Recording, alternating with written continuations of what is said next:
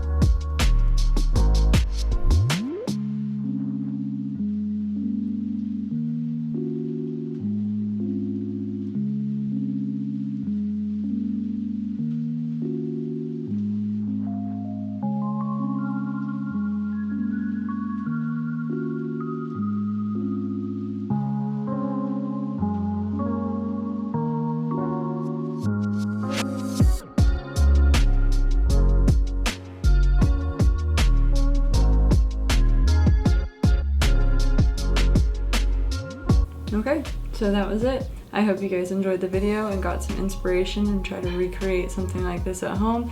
It is a lot of fun. I feel so sparkly and pretty right now. I'm gonna go ahead and end this here. Thank you for watching and I'll see you in the next one. Bye.